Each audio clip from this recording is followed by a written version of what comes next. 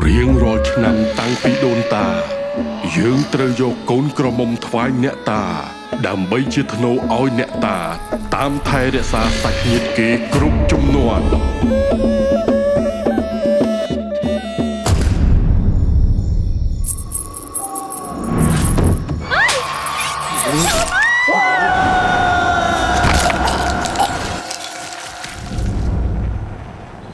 ដើរលេងសប្បាយអត់ខ្ញុំខ្ជិលនិយាយសំឡេងត្រឹមត្រូវជាមួយម៉ាក់ខ្ញុំសាប់បន្តមកមួយឆ្នាំស្រួលបួផងមានអ្នកមកទៅដើមប៉ាខ្ញុំបាត់ហើយ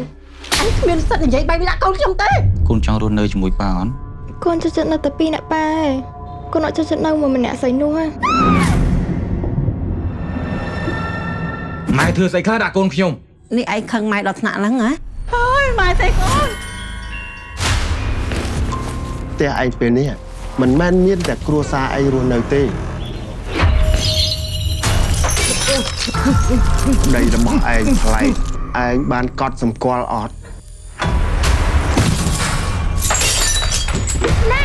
អត់ផ្នែកទេមែនបងខ្វល់តែពីកូនបងហ្នឹងបងបានខ្វល់ពីម៉ែហើយនឹងអូនទេក្រែងវិជ្ជកម្មពីទៅដងទាំងអូននេះជាអីបន្តិចទៀតកូននឹងក្លាយជាកូនកំមុនរបស់អ្នកតាណារី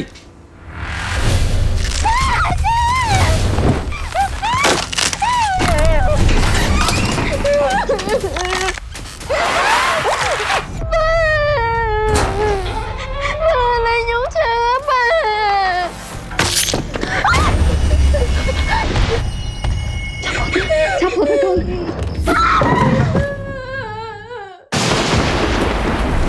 ាំងពី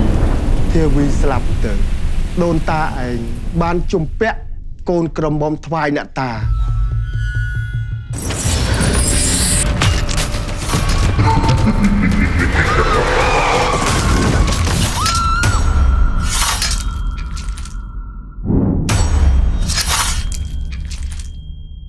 អង្គរ DC ទស្សនាភាពយន្តខ្មែរខ្នាតធំបានគ្រប់ទីកន្លែង